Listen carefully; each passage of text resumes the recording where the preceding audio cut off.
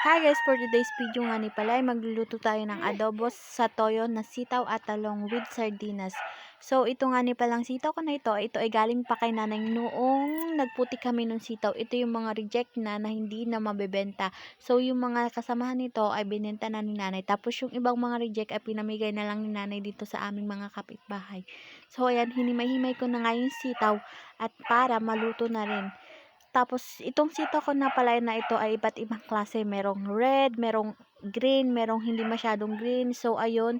So, pinutol-putol ko siya ng ganito kaliliit laang para madali siyang maluto. Tapos, meron na rin nagtigasan dito. Hindi ko na rin sinama. Tapos, hinimay-himay ko na rin yung mga buto.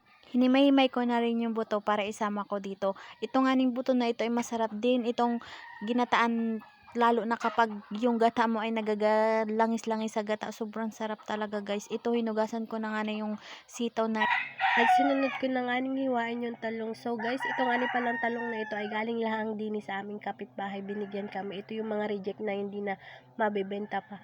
Yung medyo may marami na ring mabulok dito at meron naging matitigas. So pipilian na lang natin. So ginayat ko na nga siya ng maliliit ito guys para naman maluto agad. Kapag talaga mabait ka sa mga kapitbahay mo or sa paligid na nasa iyo, ay marami ding magbibigay din sa iyo. Kaya nagpapasalamat kami sa mga tumutulong din sa amin. Nagbibigay din sa amin ng gulay. Libreng gulay na rin ito para sa amin, para sa pagkainan. So, yan nga guys. Marami din bulok yun. Tinanggal ko na nga yung bulok nito para hindi na rin makain. So, ang dami ng bulok. So, na-reject na nga talaga ito. So, pinili ko lang talaga yung pwede pa. Binilisan ko na nga rin ng pagayat kasi anong oras na din mag-aalas 8 na siguro. So magluluto pa ako. So anong oras na rin kami kakain yan. At natapos ko na nga ni yung aking pagayat ng talong, kumuha na nga ni pala ako ng sibuyas bawang din.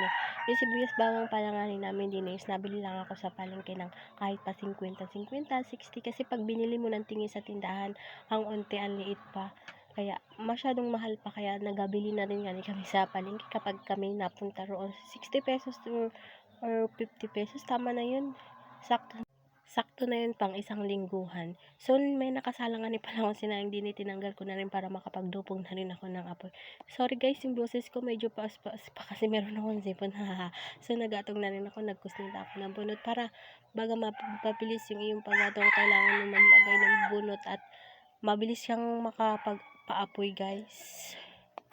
At sinalang ko na nga rin pala guys yung kawali at nagsimula na rin tayong maggisa ng bawang. Tapos pagkaluto ng bawang, sinunod ko na rin nga yung sibuyas guys. Ayan o, pag medyo luto-luto na siya at medyo kulay brown na, okay na yun. Hinalo-halo ko nga ito guys para maging kulay brown na at para mapabilis yan. Ito na guys, nilagay na natin yung sardinas na ating ilalahok nito para masarap naman yung ating luto. At nilagay ko na rin yung ating sitaw, tayan, ang dami guys. So, sakto na to para sa amin. Tapos namigay pa rin ako sa kapitbahay namin. Tapos doon kay nanay. Kasi wala rin silang ulam. Yan. Tapos nilagyan ko na rin siya ng mga ricado, betchin, ganyan, asin, paminta, yan guys. Tapos naglagay na rin ako ng toyo. Yan, tapos sinalo-halo ko na. Tapos pagkatapos, sinunod ko na rin nga ni guys yung talong. At alam kong mabilis din maluto yung sitaw niya. Tapos sinabay ko na rin ito talong para sabay silang maluto. Yan o. Yan o. Yan, tapos sinalo-halo ko na rin siya guys. Tapos pagkatapos nun ay tinakpan ko na nga siya para at hinayaan ko kumulo para maluto na rin. So guys, yan, ito kumulo na nga siya. Nang bilis ano, magic. Yan o guys, o. Yan, parang mukhang masarap guys. Yan, hinalo-halo ko na nga yan guys. Tapos yan na yun. Luto na siya, tapos mamaya-maya ay kakain na kami. So yan. Salamat nga ni pala sa mga nanonood ng video ko at thank you sa mga susuporta sa akin. More followers pa. Salamat sa inyo guys. Yan. Tara, kain tayo guys. Yan, kumulo na nga niyan. At ito na ang aking recipe. Salamat.